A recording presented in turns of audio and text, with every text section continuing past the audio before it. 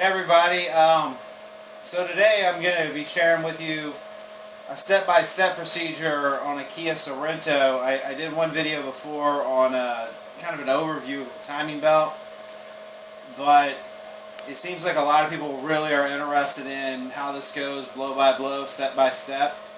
So what I'm going to discuss with you today is I'm going to disassemble this vehicle and put the timing belt on it.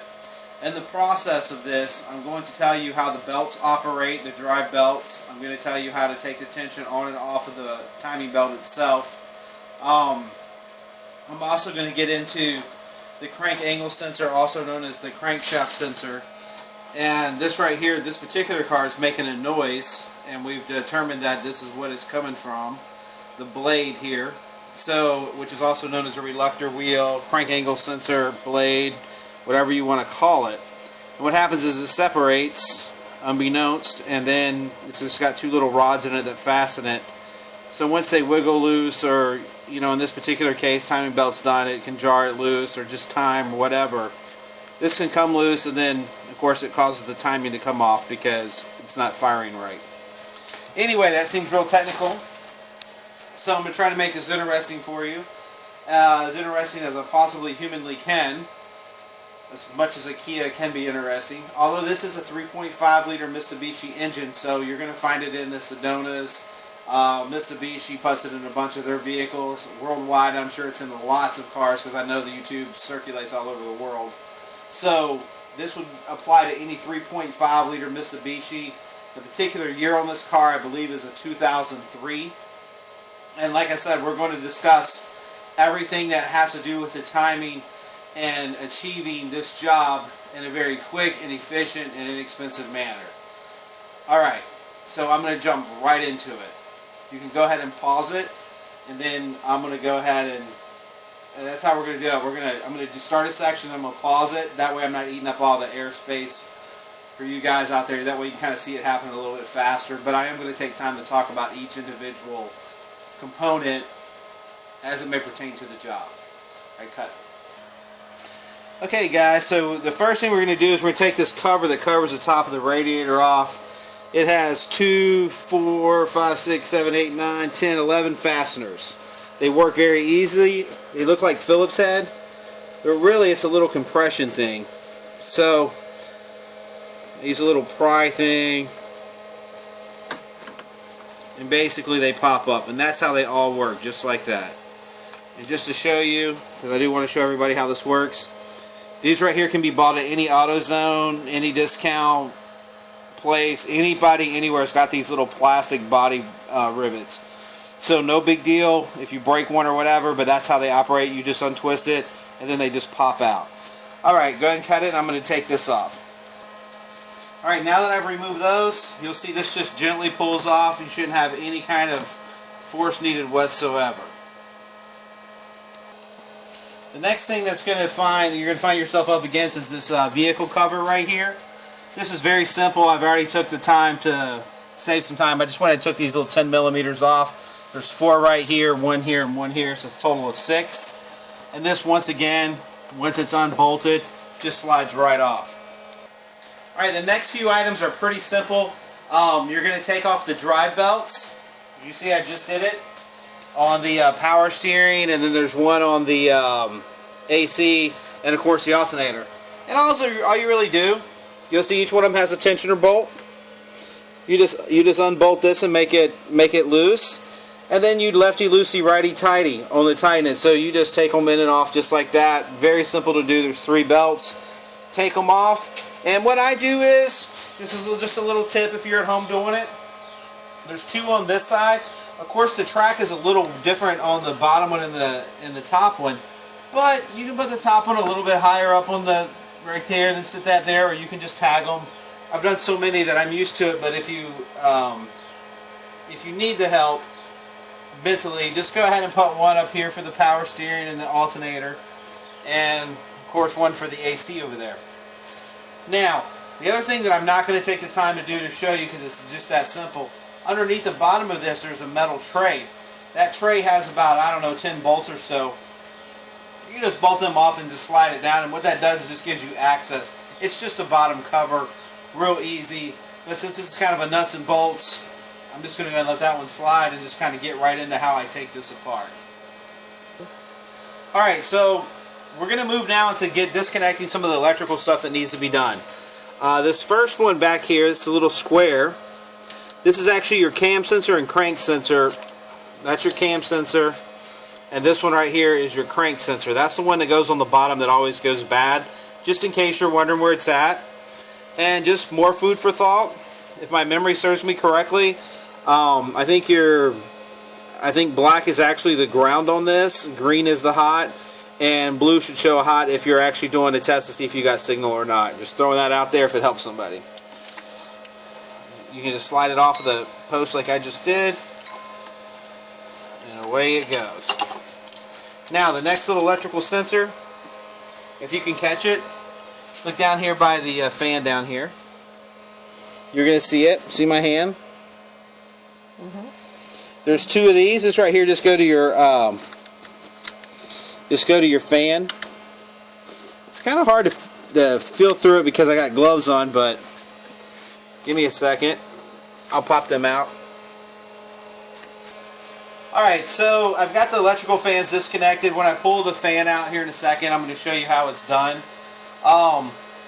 This next little procedure is a little bit on the messy side, but sometimes it isn't that bad.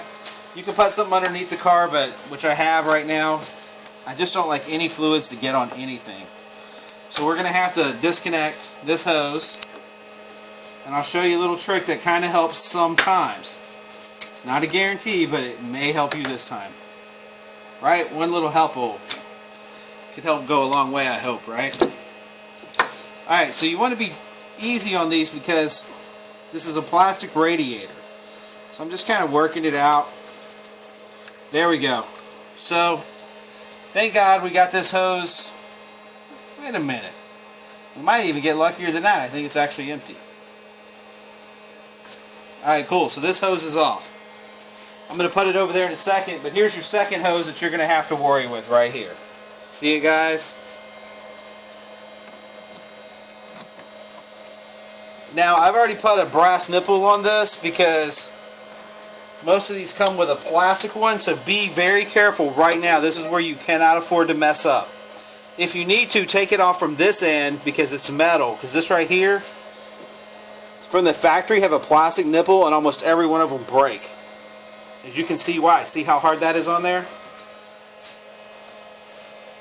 I'm going to try to see if I can get her to... Oops.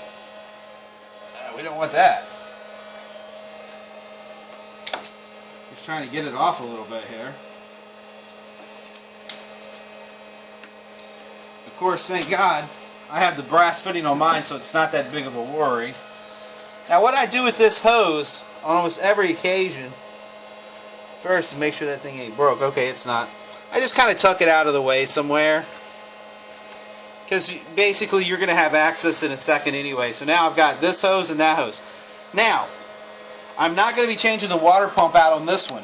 But if you were going to be changing the water pump out, on the very bottom of this radiator, if you go down and look up, it's going to be a Phillips head screw notch.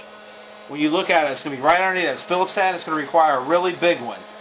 You just twist it off, and that's how you drain the radiator if you need to. In my particular case, I don't need to drain the radiator, so I'm not going to. It's just an added expense and time. But if you're going to do the water pump, at this point, drain the radiator, and then see this hose right here? You're going to take this hose off, and completely off and out of the way, because you're going to need access into everything behind here to get the water pump. Just timing belt, don't worry about it. Don't worry about this hose. Don't worry about draining the radiator. All you really need is the two top ones. Just keeping it as simple as possible. Trust me on this. Alright.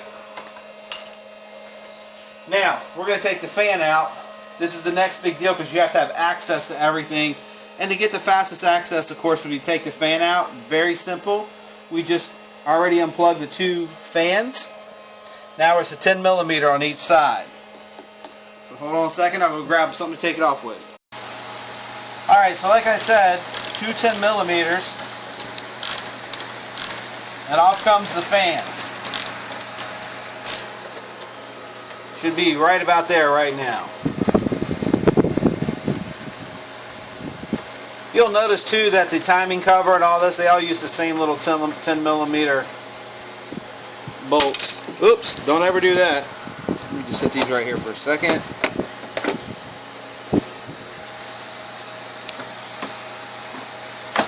I'm going to gently move this out of the way.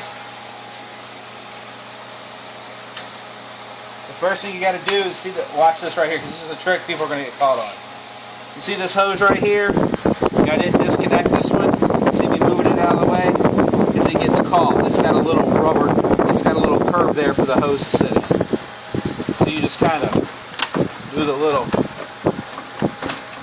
sneaking it up a little bit here. You don't always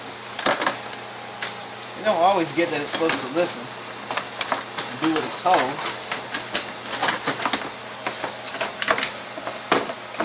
And so here comes the fan. Alright guys, here's the two electrical connections that we were talking about. You just press them and slide them off on the fans. Alright, you can cut that reel, we'll go into the next thing. Alright guys, so now it's going to come time to remove the accessories because everything is based off of this drive plate right here. Alright, so first things first, we'll take the power steering off. It's just lefty-loosey.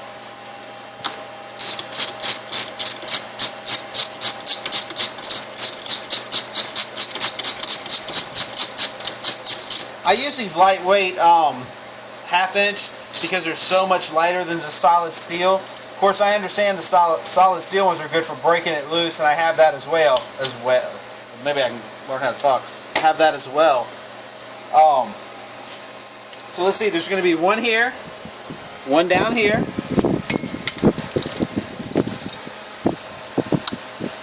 What size are you using? This is a 14 millimeter. All of your accessories take a 14 millimeter.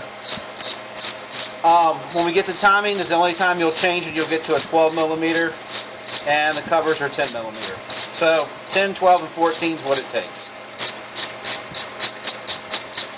Trying to get this thing sucker moved off for you quick. Alright, now keynotes. The two in the front are the same length. Actually, there's going to be 5 bolts. 4 of them are the same length. The one in the very back, come over here.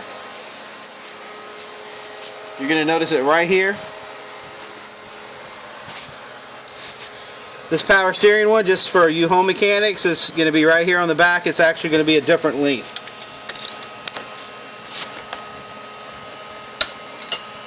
Oops. Put that back up.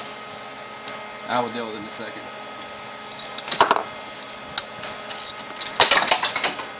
Well, welcome to my life. Okay. So you'll notice this back one's a little longer and it's taking a second to come out. But it's coming. Now the next one that we use is going to be a wrench because of the space. It's just more convenient, but they're real short bolts, so it doesn't matter.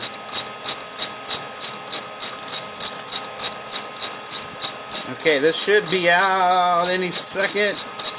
This seems to be taking forever.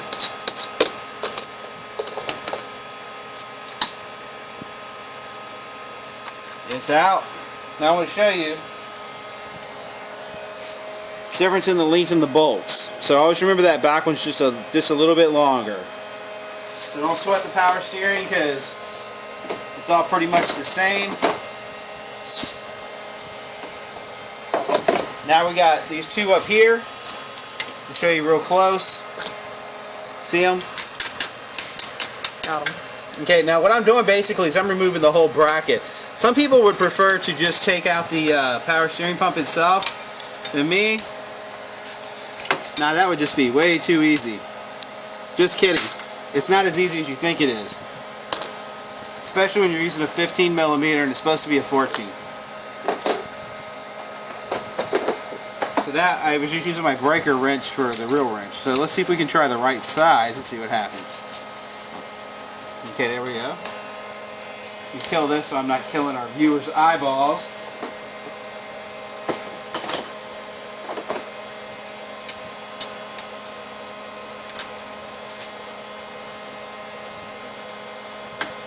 There it goes. By the way, that's a nice little breaker. Right there, you just kind of take it, and you just kind of hook it and push it. Most everybody probably knows that, but you know, if you don't work on cars that often, that little tidbit might just help you out a little bit. So you're trying to figure out how to do it. But do be careful and make sure that it's on nice and straight, because it's a lot of force. Now, instead of taking a wrench and taking it off one turn at a time, I have a ratcheting wrench we'll do that with. So I'm showing you guys all my tricks now.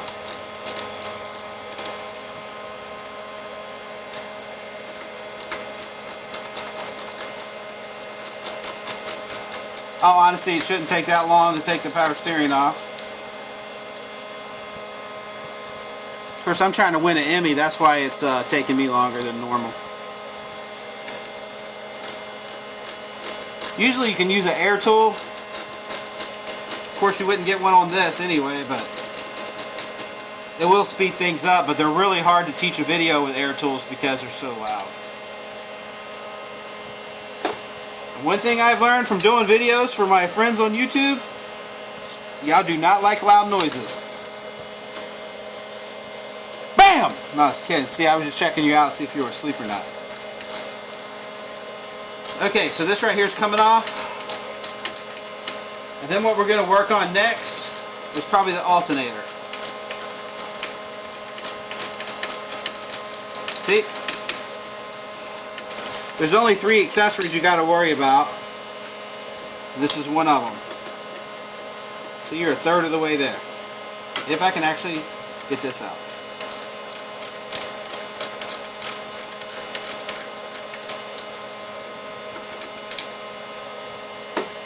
Okay, I think she's out. Well, it actually gets out. Now what I do with this, because it's really not in the way, I just take it and just sit it back an inch or two. That's about it. Now I'm going to move down the line here. The next thing that's going to be problematic for me is this bracket right here. You can take the one bolt off in the back. That's what I do, because when you're putting it back on, it just makes it easier to marry up. It just kind of slides it right into place. There's nothing else really holding it. So let me get a witness system. By the way, that's my boss videotape. Say hi. Hi. Hi, y'all didn't know I had a chick for a boss, huh? She's a hot chick, though. Is that harassment? At least he admits I am the boss. Shut up. I did not admit that she was the boss like that. You guys heard it. You heard it right here. Alright, so let me get a 10 millimeter and take that one off. And sometimes with these right here, you know, you might just feel better about taking it off, so it's just one less thing to hassle with. But it's really no hassle. I would just take the 10 off.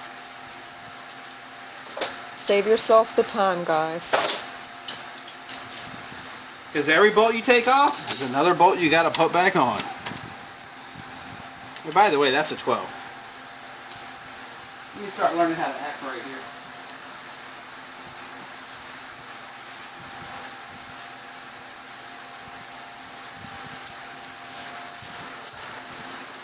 Okay guys, sorry if I was gone too long. We're just going to bust this 12 off right here. And away this comes. You know what, I may just take this bracket all the way off just to show everybody. I normally wouldn't, but what the hell. It's just that easy. Gives us a little more access. If I'm just a home guy doing this just for the hell of it, I would definitely take it off. To me, anything I can get by without taking off, I don't, because of time.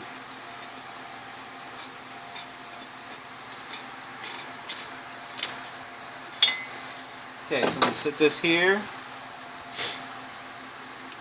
Just going to drop that right back in there real quick.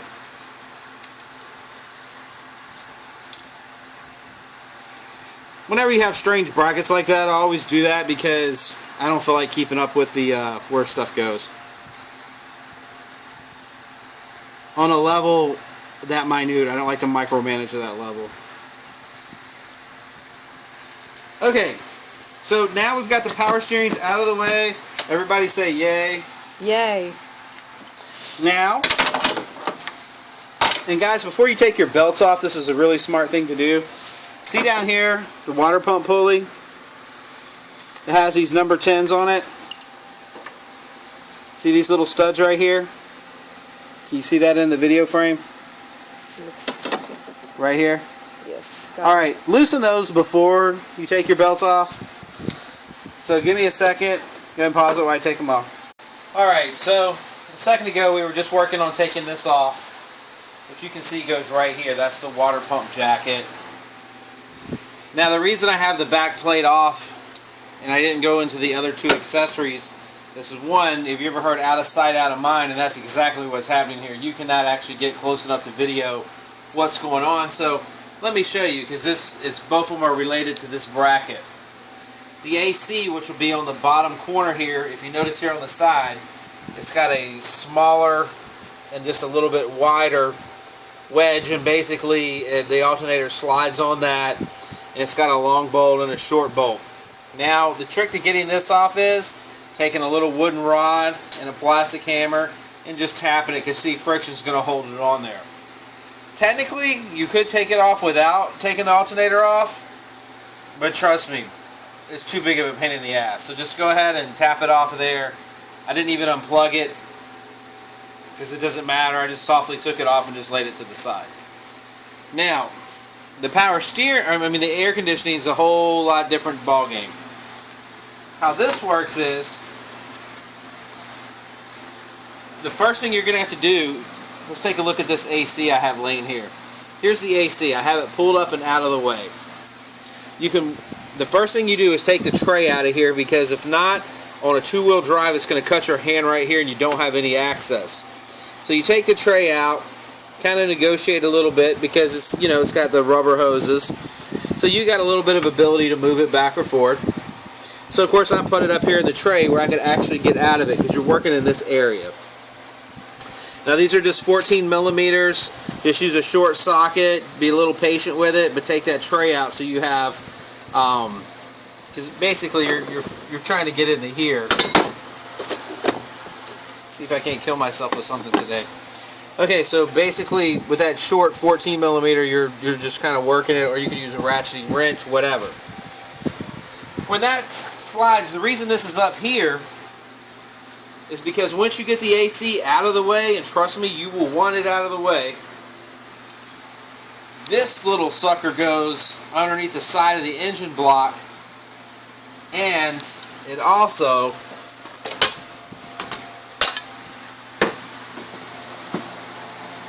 this is kind of how it's going to look inside the car. So it's bolted to the front of that. So as you can see, you're going to have 1, 2, 3, 4 on the side. Your AC is blocking these to start with. Okay, your AC is sitting right here. 1, 2, 3, 4. This is your long bolt. And then you have 2 short stubbies right here. And this, of course, is how you adjust your AC. Not that any of this is a problem, but I just want to take this bracket off to show you, because it really, the AC is probably the most, what's the word I'm looking for? Biggest pain and you fill in the rest. But it's doable. You just get the AC up out of the way. Don't force anything. Just kind of ease it. Get the battery tray, the AC, take the bracket. And this right here is going to come off like butter. It has 5. 1, 2, 3, 4, 5. They're about 50 pounds of torque, so you're going to need a breaker bar like you're seeing right here. Okay, pause, and I'm going to go to the harmonic balancer. So, I've showed you how to get the accessories off: the power steering, the AC, the bracket that holds them. Honestly, you could do that in, what, an hour and a half? Probably, yes. So about an hour and a half. Give yourself 3 hours if you just screw up everything, but, a little while. So now you're down to the next technical job, which is going to take the harmonic balancer off. Like, what is involved in that? Well, luckily it works like everything else, lefty-loosey. So basically, I'm going to put this 23 millimeter, that's what size the bolt is.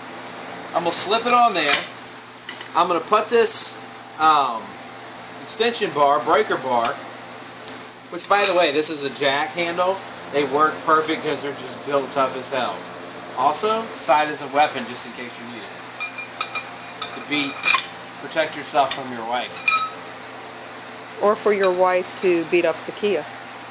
Or for the wife to beat up the Kia. Hide it if she gets a hold of the breaker bar and it gets close to the Kia. She would never own a Kia, but... Never. She's around them enough to where she might beat on one. Okay, so now watch this. Can you see down there where the handle's at? Is it too far out of the way? It's pretty down there. And basically, I don't know what seems to be the issue. There we go. I'm going to pause and move to the other side and see if I can get it for him. Okay, well look, you see it right here? I mean, it's really dark. Can you see it? Right here. Kind of wedged in there. Yeah, it's just kind of on there. Now if you take a look at the pole, where the breaker bar is going down the other direction, you'll see it sitting on the frame rail. See it? See the... I see the bar, yeah. Okay, well anyway, it just lays on the frame rail. So basically, now I'm going to throw the battery in here real quick. We're going to hit the key. I have the cam and the crank sensor unplugged, so it's going to spin, no problem, but it won't start, which is exactly what we needed to do. Cut. Alright guys, trying to get you enough light in here where you can actually see what's going on. Okay, go ahead and bump the starter. One more time. One more time. Great, great, great. Okay guys, so now we got now that big old harmonic balancer is getting ready to come on out. So just chill with me for a second. Okay guys, so this right here is kind of important. Basically, I took the bolt out of the harmonic balancer. The balancer's stuck. So I'm going to teach you how to get the harmonic balancer out if it's stuck on this Hyundai. You see the plate right here? I just slid it back into place because there's nothing you can use for leverage. But with those, you've got all the leverage in the world. So if you can just kind of watch for a second, I'm going to very gently, if I can kind of get my, if I can just get in there.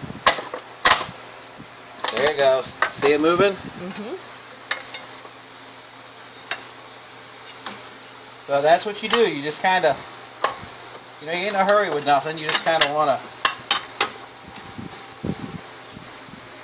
Definitely don't want to break it. Yeah, you don't want to break anything. You just want to kind of work it. There it goes. Well, that wasn't exactly the plan, but that's what happens sometimes. Put something underneath it. Don't do as I do. Do as I say. Alright, now with the harmonic balancer off, let's key into another area. This particular mounting bolt right here, if it's silver, it's okay. I think the gold ones, it might be the gold ones, do your online research, but there was a big deal about these snapping off, breaking. I mean, a lot of stink was made about this. So if I were you, when you're at this point, make sure that you have the new bolt, which is the gray one. Alright, now we're going to roll forward without the harmonic balancer. So without causing any damage, you're going to need to get a little nut like this. You see it right here? It'll just kind of fit over that, and basically I'm using it to eat up the space. So it'll press in on the key, on the gear. I want to hold that gear in because what I'm getting ready to do is I'm getting ready to set the timing so we can get into fixing the part that's broke. Alright, so all I'm going to do is I just slip that on there. Can you see on there? Uh-huh. Okay, what I'm going to do is just throw the nut down into the ground. Alright, cut while I go fix my screw up. Okay guys, so basically I'm going to put enough tension on this to line this bad boy up. Here we go.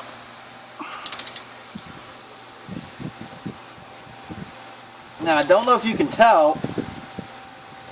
Probably can't. Son of a bitch, this thing's got some compression. Alright, that kind of feels...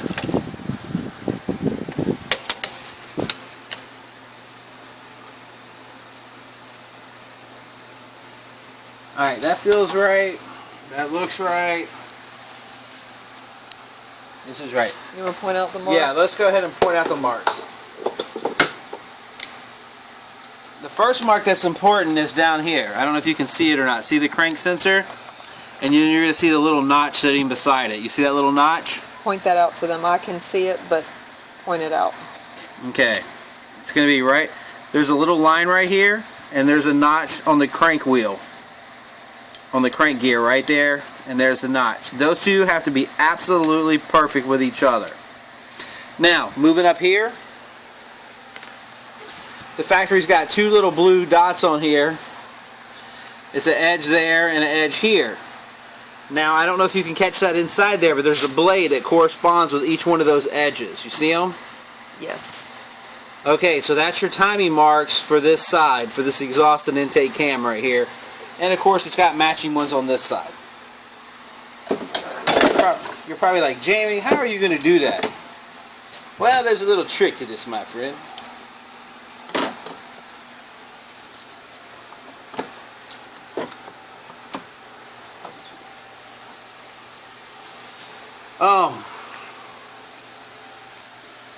The easiest thing to do is put a lock right here and lock this one. So, alright, pause for a second. I'm going to get my locks out and then we'll come back and show them how I did it. Okay guys, now where we're at now is I'm going to be changing the bottom gear down here. So I'm not actually taking all of this off. But regardless if you're taking it off or not taking it off, and you want to try to hold these cams into place, that's fine. That way you don't kind of lose your mark. But if you're going to take the belt completely off and go back on, you would just start down at the bottom and, you know, try to work it back around here. You know what I mean? Just getting them all nice and straight. But you'd want to start at that bottom and just kind of feed it through. Each time you get one lined up, just put a vice grip on it. Move over to the next one, then put the cam lock on it. Pull it tight through here. Get that mark lined up with the belt on it, then get this one to go right where it's supposed to go, then do this, then lock it, and eventually you get around to where you started at on the bottom. That's how you do a timing belt if that's all you're going to do. And you're just going to take the old one off and put the new one on. So you basically start with it timed and then start feeding it around this end. Oh, and if you are going to put a new timing belt on it, unlike me, who I'm just releasing it and then going to refasten it. But if I was going to put a new timing belt on it, I would take a big, what am I thinking of? Just hold on a second, I'll show you. So I'm going to take the time to show you how to do this. If you're putting a new one on, you're going to have this stuff all nice and kind of semi-timed, and I'm going to show you how to release it in a second. But you'll take a clamp like this, open it up, and shove this underneath the bottom of that, and just hold that belt in place with it on target, okay? And then you're going to work on this one, then that one, all the way across. Just thought I would throw that little tidbit in there for you, just in case it might help some poor guy that's trying to figure out how to keep the damn belt from falling off as he's continuously putting it on. Alright, so with no further ado, let's drop down the problem that we got. So my secret is I take there's a regular manual tensioner, and then there is a hydraulic tensioner that's self-sustaining. See it? It's got the two 12s mounted bolts on it right here. So I take that off and it gives you plenty of release to get the belt off. And here we go.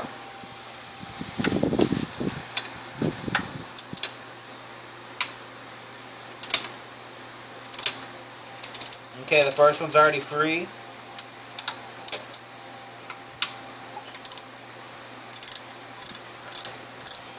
Now, if I were you and you were going to be replacing this timing belt, definitely replace this hydraulic tensioner no matter what it looks like. They're only good for about 110,000 miles. Even though a lot of people say you can just keep on using them forever, just don't trust that at all. It's like anything, it just wears out. You can kill it so this is done. Okay, I just want to show you this tensioner. I'll get a hand down here where I can show you some help on it. So I've got the tensioner released now. I kind of slid it back and I've taken it out as one unit. See that right there? And I haven't jacked with this right here at all. Sometimes you have to go ahead and readjust that because, you know, of the tightness and everything you're dealing with. But once you compress this hydraulic, generally speaking, it's going to slide on without you ever even having to do that. Okay, so basically, remember I was telling you the timing belt would just come off with no problem? And here it goes. The timing belt's off with no problem. Now, before you go any further, you want to take the crank sensor. This is where the crank sensor is located, guys. Can you see it? Let me get around there a little bit so they can get a good angle. I'm going to grab a 10mm while you're... Tell them what kind of pain in the ass that is. Oh, you got a light you can put over here? Because it's all dark down there. Yeah, I got you. They're going to have a hard time seeing this. Yeah, this is absolutely a huge pain. Trying to get a good, yeah, I see it. That little black, it's right down. I can't let the camera go to actually point it out. There you go. So 10mm. That's all there is to, not very much pressure on it holding it. But what a wicked spot to put that. So you just take that out.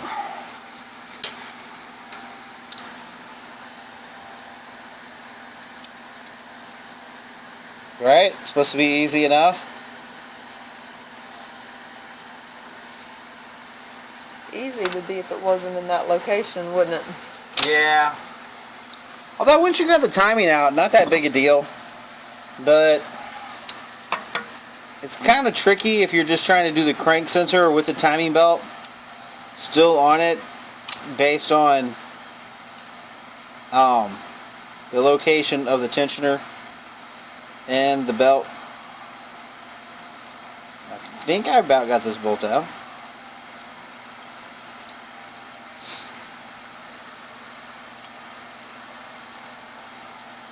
Of course. Okay, here we go. I don't know where I just did the other one, but okay. So leave it right here for a second. And of course this just slips out.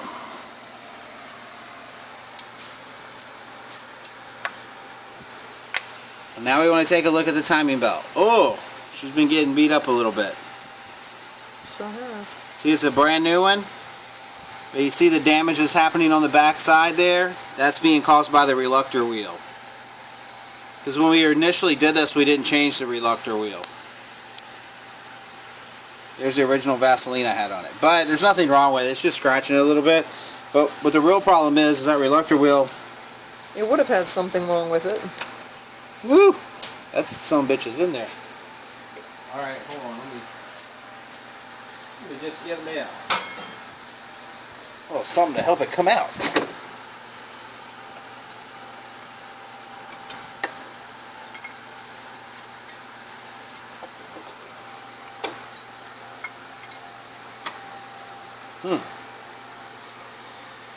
Alright, you have to back out of the way. Just go ahead and kill it for right now, and I'll get it out and show them how to do it. Alright, so that's not going to slide until I break. I forgot I put the stupid... Here's a secret to... supposed to be a secret to getting these to go. You just do this.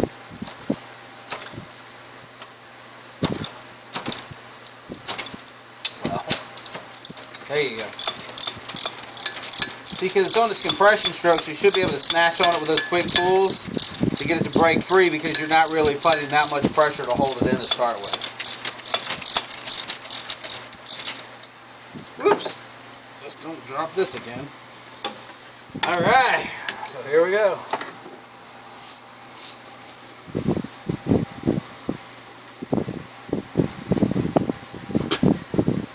Of course it doesn't want to come. Of course it doesn't want to come. Shouldn't need much motivation, just a little bit.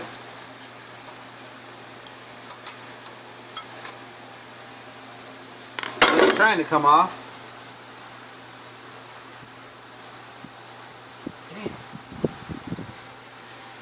Looks like it might be a little bit. Yeah, what the problem is it's broke back there, so it's not coming off nice and smooth, which is of course no surprise given the condition of the throttle we keep hearing. Okay.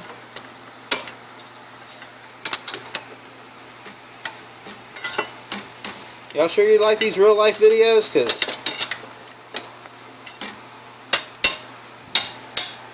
okay, she's trying to come off now, so let's see what happens. There you go. Okay, there this goes. Now immediately we can see both of the ends are broke off. Yep.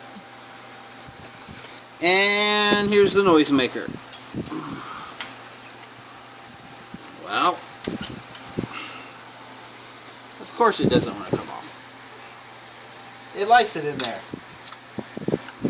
Actually, there's a chuck that it follows. See it right there? It's got that key it's got to follow on. But alright, so let's take a look at this. There shouldn't be any wear marks at all. As you can see, it is just blistering it up, man. I probably just bent that little piece, but you can see where it's just kind of wallered out.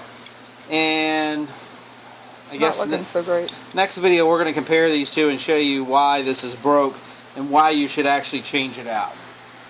Alright, stay tuned. We'll be back. Alright guys, so we're back to putting this together. I don't know if you can see, but right now I'm down to the crank. Now if I were you, I would go ahead and replace that crank seal right there. If this is your personal car, it's located right here. It's about a $5 part, but if you're not that skilled of a mechanic and you don't have the little thing that takes it out, probably just pass over it. But you know, if you're anal, kind of like I am, I would just go ahead and change it. But these particular people don't want it changed, so whatever. Just giving you the word up on that. Okay, so now let's take a few notes around here. You see right here how I've got this thing? I have my belt, vice grip off. I have a cam lock, and then I have my belt over here, which actually I had another vice grip holding these two together, but it's just kind of in the way, so I'm going to be really careful. Do not do what I do. Do what I say. In other words, put another cam lock like this one over here. But due to my rage, I kind of broke it one day. Anyway, I stopped. Actually, that was on a Kia as well. Okay, so here we go. We take this, and here's the trick. You see the timing mark? Got it. Okay, right here. Can you see that thing? Mm-hmm. That's the timing mark. Now, because I did all this before, I set the timing before I took this off. So now my only concern is really just getting some tension on this one. That's it.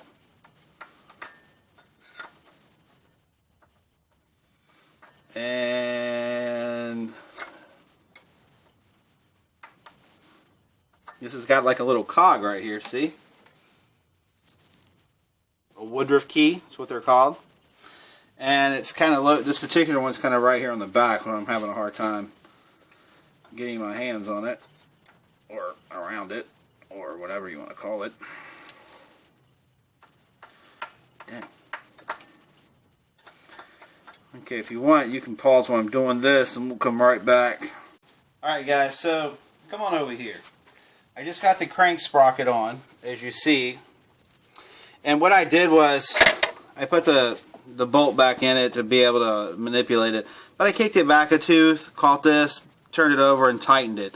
Now I have, as you can see, she's lined up. It's tight, tight, tight, because I never let off the tension when it first got started after I timed it. So now we're going to be down to putting the hydraulic tensioner and the manual tensioner in. This is kind of tricky stuff, but stay tuned. Rest assured, I will show you how it's done.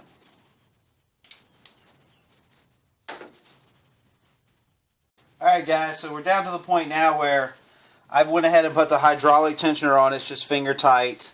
I've got the manual tensioner on, and once again it's just finger tight, and I've got it loosened. Now this seems to be a trick that a lot of people are confused about because they do require a special tool. But the truth of the matter is it's only about 6 pounds of pressure that it takes before you tighten it. As you can see down here on the, can you see it? It's going to have 2 holes down there. Somewhere there's another hole. Probably around right here. Can't get a real good view. Maybe it's up here. Wherever it's at, there's 2 holes. Okay, so basically what I'm going to do is, and you can see down here this is on pretty tight. So I'm gonna put my, let me show you how I got my little rig here. I'm gonna use these to go into the 2 holes, and I'm gonna just twist it for about 5 pounds of pressure, and then I'm gonna tighten it. So here goes nothing. You want to come over here, camera? Camera can go to this side right here. You'll be able to see a lot better. Okay, first thing I got to do is assess where these 2 little... Your hands. Here, one's just hiding underneath it. Just hold on. Let me kind of get in position here so you guys can see. Okay. Let me just kind of... I'm going to up close it, done. Don't freak out because it's dark right now. Just... That's what she said. We just kind of... Oh, actually, that's perfect. Okay, you want to pause it and get the light so we're not killing people? Okay. Alright, so we're going to turn it counterclockwise. You see how that functions right there? Nice and tight. It don't got to be anything crazy. Of course, we're just wanting to snug it up.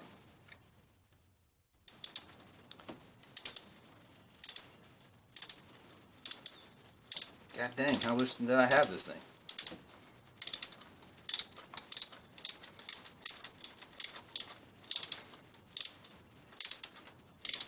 Alright, I'm kind of getting to that where it should be. There you go, I feel a little bit of tension right there. We can't see too great with your arm anyway. So now I got a little bit of tension on this, right? Now, the next thing that's important is this hydraulic tensioner. Because once you pop that bad boy, and if you don't get it right, you're going to be doing all this all over again because you got to take it off to reset it. So, with no further ado to see my screw ups, let's just see what we did. I'm looking for any huge amount of slack. I don't see much. I see a little bit right here, so let's see what happens. Holy crap. Man, that pen is hard. Alright, hold on, the light just fell out of the way. Can you guys see that? I'm trying to... I don't want to break it off of there, so I'm just kind of twisting it out. I think I'm still caught in the pin a little bit. Good Lord. I knew the new one would have some tension. I wasn't expecting that kind of tension. Try it like this.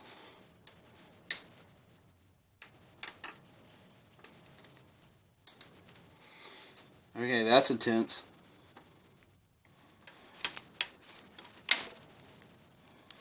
Okay. Alright, pause it. Let me get something to get that out. Okay, guys, so I just took this in here and put a little bit of back pressure on that to get this out.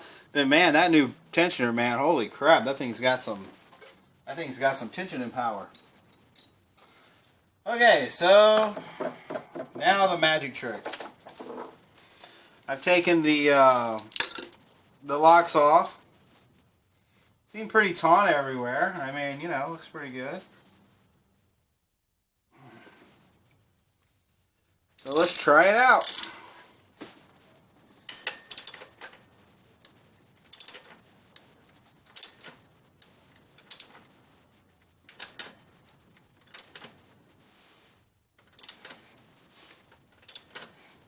Oh boy. Yep, she's got some compression. So what I'm going to be doing is, oh God. Alright, see these blue lines right here? We've already went earlier on where they line up. So basically I'm waiting for it to turn all the way around, and I'm going to check the timing on it. So here we go. Good Lord.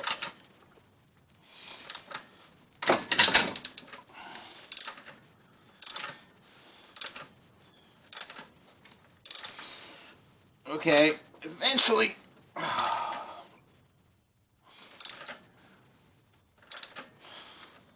I don't know why Mitsubishi insists on so much complex crap just for our timing. I guess it's not really that bad. Oh, God. Alright. So we're on the money now. Should be on the money everywhere. Let's see how we did. Okay. So round one. Looking good. You can take your finger. Take a look in there. You'll see the fin. It's nice and lined up. That one's nice and lined up. Right here, there's the two fins. It's lined up. That one's lined up. Drum roll, we're going to see if this bottom is lined up. And of course it is. Alright, now, you're like, oh great, great, great, we're done. Almost. Before you put a $3,000 engine on a road to being done, you need to turn it at least 3 times. Look at the compression on this thing. Do you see it, guys? It's really dark. Not that they can see you moving, I'm sure, but... Alright, hold on. You can let them watch the wheels kind of go around. Oh my God. Whew. Alright, pause that. I'm about to dig that up. Alright, so now I've done... This is my third go around. I kind of snuck one in there on you while I had it off. But let's go back and take a look at this again. Definitely, you can run your finger. The fins are definitely lined up. These fins are lined up. So it's 1, 2, 3, 4. And then the 5th one on the bottom is definitely lined up as well. I have correct tension right here. You see it's nice and tight everywhere. So all I got to do now is just... guys, I'm going to torque it down. Call it a day. This one's a wrap. And the last little segment, I'm going to start it up for you. So just hang on a second, throw all this together, and I'll start it up and let you hear what it runs like. Alright, so here we go. I'm now testing it. Look like everything's holding tight. Tension's perfect. And you can hear it sounds like a little baby purring. Alright guys, listen. My voice is a little out right now, but I just cussed this car for everything it was worth. That's on another video. Peace, subscribe, see you on the flip.